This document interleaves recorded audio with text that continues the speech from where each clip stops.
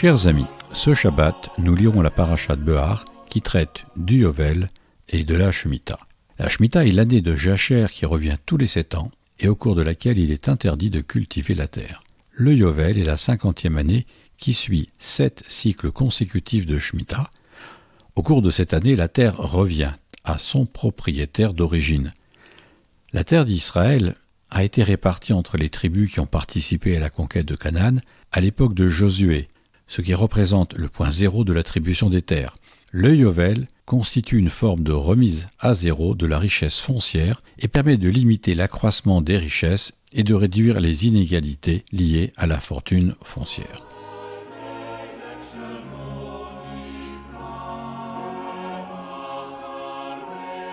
C'est ce que la Torah nous dit dans Vayikra chapitre 25, verset 33. La terre appartient à Dieu et ne peut être vendue définitivement, car vous n'êtes que des étrangers domiciliés chez moi. Selon Rabbi Yehuda le prince, le Yovel se confond avec la 49e année, qui est l'année de la Shemitah, ce qui évite tout décalage entre les cycles de Yovel successifs. Mais selon la plupart des rabbins du Talmud, le Yovel double la 49e année et il y aura au moment du Yovel 2 années successives de Jacher, la 49e année et la 50e année, celle du Yovel.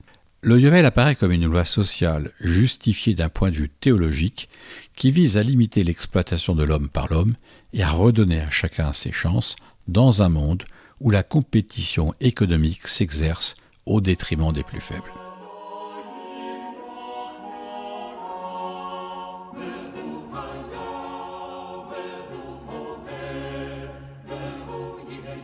Mise en œuvre pratique du Yovel.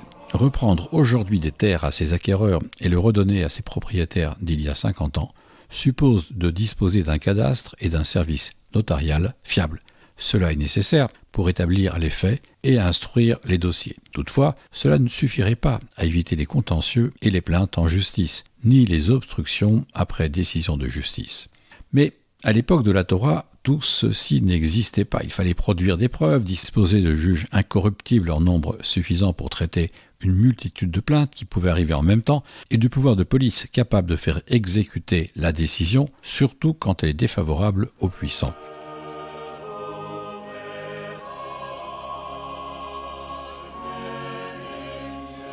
On mesure que la mise en œuvre d'une telle disposition n'a pas dû être facile.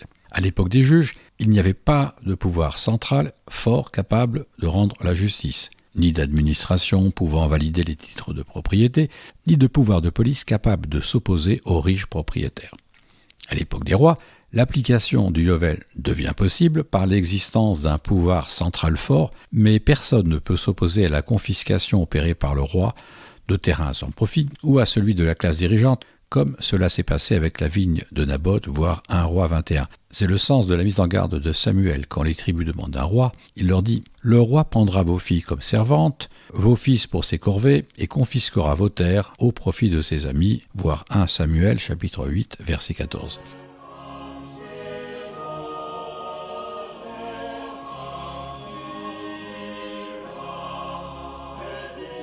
Après l'exil des 10 tribus d'Israël en moins 722, la plus grande partie du partage opéré par Josué au moment de la conquête est devenue caduque.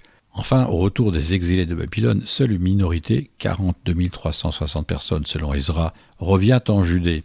Et la reprise économique a été très lente. Il s'est écoulé 70 ans depuis la déportation et le pays est désormais sous domination perse. Entre-temps, le pays a été occupé par des populations étrangères, hostiles au retour des exilés. Notons qu'il n'y a pas de mention du retour des terres à leurs propriétaires d'avant l'exil dans les récits d'Ezra et de Néhémie.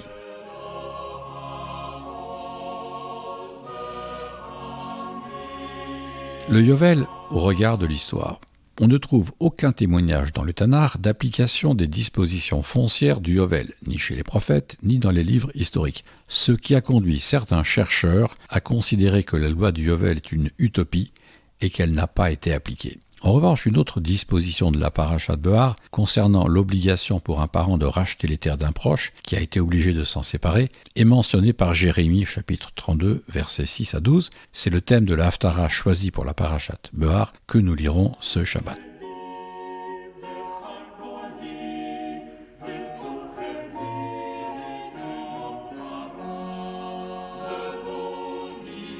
Néhémie demande, chapitre 10, verset 32, aux exilés de retour de Babylone de respecter la Shemitah avec le Shabbat et les prélèvements pour le temple, mais il ne mentionne pas le Yovel. Chapitre 5, il demande aux riches et aux nobles de renoncer à leurs dettes, de rendre les champs, les maisons et les provisions qu'ils avaient saisies auprès de leurs frères qui ne pouvaient s'acquitter de leurs dettes. Mais il n'évoque pas le Yovel pour justifier sa demande. Il s'agit d'une amnistie fiscale liée à la situation économique dramatique du moment. Ce qui conforme à un avis mentionné dans la Gemara Arachin 32b, selon lequel les lois du Yovel ont été annulées dès qu'une partie des tribus a été exilé, en vertu du verset 25-10 qui indique que le Yovel doit être proclamé devant tous les habitants du pays.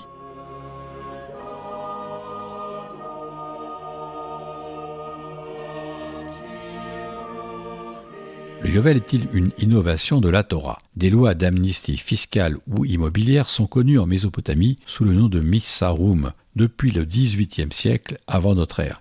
Mais, à la différence de Yovel, les Missaroum sont unilatéralement décidés par le roi, souvent au moment de son intronisation, ou pour atténuer l'effet de mauvaises nouvelles. Elles n'ont pas de caractère religieux ni de caractère cyclique. Les Missaroum comportaient aussi l'annulation des dettes et la libération des esclaves.